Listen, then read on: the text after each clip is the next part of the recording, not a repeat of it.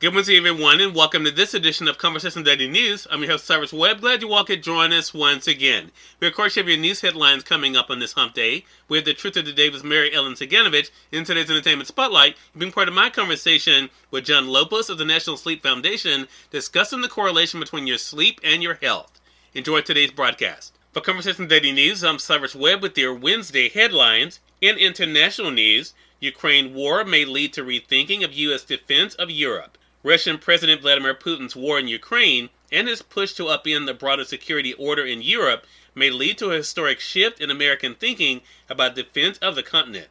Depending on how far Putin goes, this could mean a buildup of U.S. military power in Europe not seen since the Cold War. The prospect of a bigger U.S. military footprint in Europe is a remarkable turnaround from just 2 years ago. In 2020, President Donald Trump ordered thousands of American troops out of Germany as part of his agreement the Europeans were undeserving allies.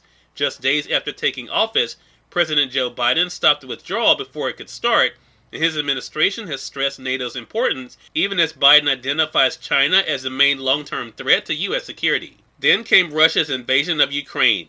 We are in a new era of sustained confrontation with Russia, said a former U.S. ambassador to Russia and former Deputy Secretary General of NATO. He argues that the United States, in cooperation with NATO allies, will need to establish a more muscular stance to deal with a more threatening Russia.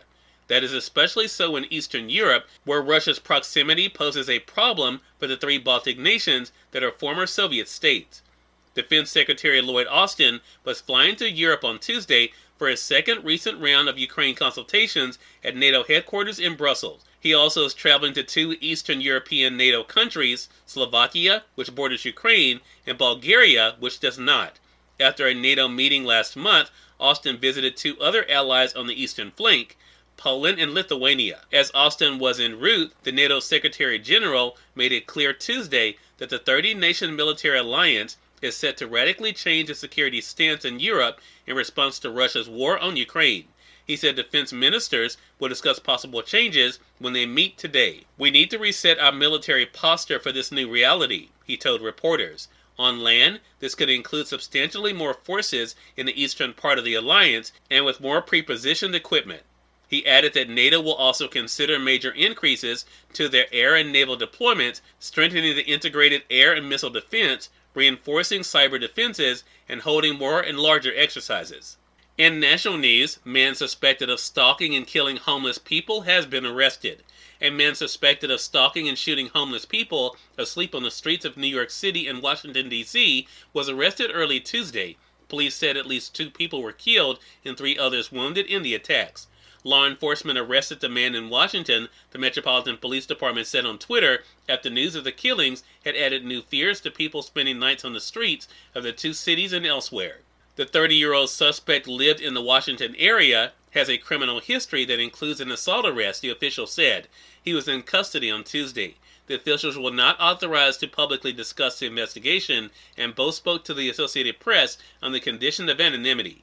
Police in the 2 cities earlier released multiple surveillance photographs, including a close-up showing the suspect's face, and urged people who might know him to come forward. A tipster called police with information about his identity. In more national news, the Associated Press says Pfizer is seeking okay for 4th COVID dose for seniors. Drug maker Pfizer is expected to request authorization this week for an additional COVID-19 booster dose for seniors, according to a person familiar with the matter. It would add a 4th dose to the regimen, which currently consists of a primary series of 2 shots, followed months later by a booster dose, in an effort to provide maximum protection to the over 65 population that has been hit the hardest by the pandemic. The Food and Drug Administration and the Centers for Disease Control must approve the request. The person who spoke about the upcoming Pfizer authorization request spoke on condition of anonymity to the Associated Press because the person wasn't authorized to speak on the record.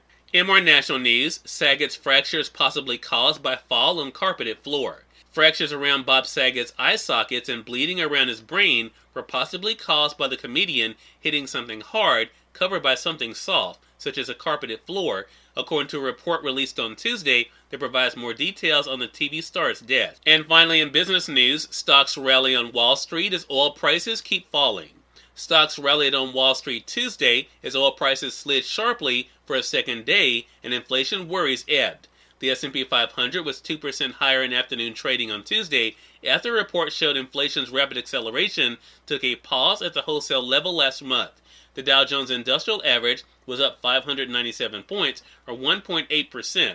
Oil prices tumbled more than 6%, taking some pressure off the world's high inflation, and a barrel of U.S. crude fell below $97 after starting the week above $109. Cyrus Webb, Conversations Daily News. It's now time for the Truth of the Day with Mary Ellen Ciganovich. Mary Ellen, take it away. Hi, this is Mary Ellen with your Truth of the Day. Learn to appreciate the flow of giving. The act of giving and receiving are intimately intertwined, yet you cannot attract abundance by simply giving gifts to all you meet. You will find yourself wallowing in disappointment when you do not receive the expected result. An error in judgment occurs when you think the only way you deserve a gift is to give one first. When you laden your gifts with expectations or motives, it ceases to become a gift. An expectation might be as simple as a thank you note or, well, I gave you a gift on your birthday, where's mine? Both of the above statements are societal teachings gone wrong.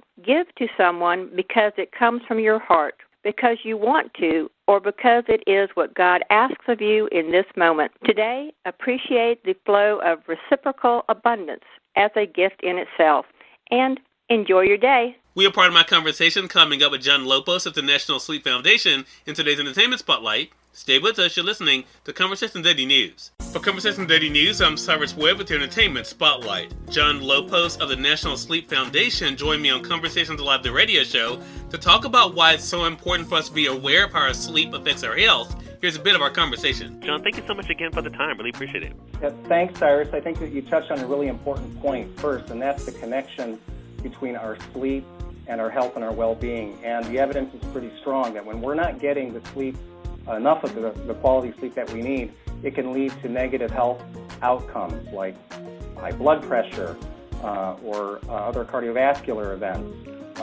a reduced immune function, even diabetes and management of our blood sugars, and mental health like depression. So the evidence is strong, and there's a clear connection between getting the sleep we need and our health. John, I have to say, when I was prepping for your segment, I went to the website, and we're going to be reminding our audience of that website.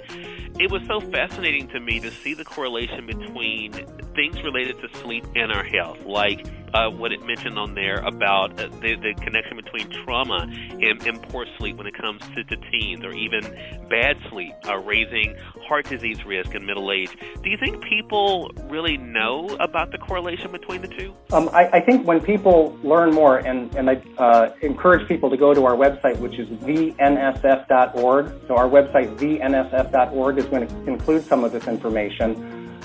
When people start to learn more, pay attention to their sleep, and learn that there's a connection, that they're feeling better, that they're doing better, they start to prioritize it. And that's really our goal at National Sleep Foundation. There's only one National Sleep Foundation, and we have for over 30 years been trying to help the public understand about that connection.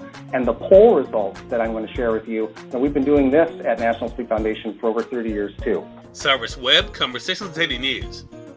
We thank you all for tuning in to this edition of Conversation Daily News. Prepare to get on tomorrow's more news, Truth of the Day with Mary Ellen Ciganovich, and of course your Entertainment Spotlight. Until then, I'm your host, Cyrus Webb, saying as always, enjoy your day, enjoy your life, enjoy your world. Thank you all for choosing Conversation Daily News today. Let's make it a great one.